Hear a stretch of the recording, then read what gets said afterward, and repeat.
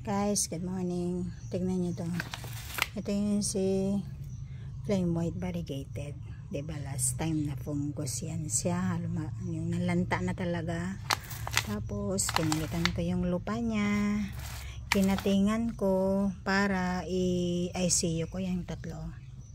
Para in case na mamatay ito, baka sakaling mabuhay yung mga sanga niya na in-ICU natin. So guess what? Para makita nyo naman ngayon, no? Buhay na siya, no? Very lively na siya ngayon. Ganda ng variegation niya. Yan. Healthy na siya. Tapos, yung mga in-ICU natin, taran! Meron na silang ugat. Ito rin, no? Yan. Wow! So, successful yung pag-save natin kay Golden Flame White. Ito lang yung wala pang ugat. Pero, hopefully, hindi natin alam kasi dalawang ano yun, parang mamamatay ito. Pero at least may nabuhay na dalawa.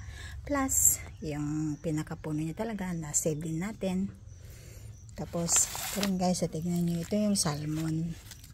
Ganyan din nangyari na fungus din siya.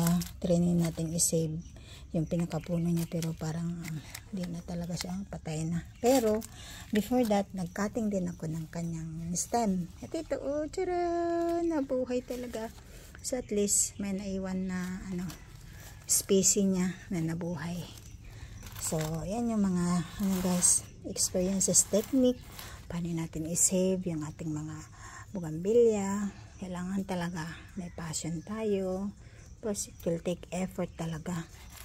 Kailangan meron tayong yung pagpupursige para natin sila i-save. Ayan, ang ganda-ganda niya. Oh, grabe, tignan niyo naman yung leaves niya. Oh. Parang may pag-golden na pa nga siya. Oh. Iba rin yung Golden Flame White. Ito, Flame White variegated. Okay guys, yan lang. Have a nice day.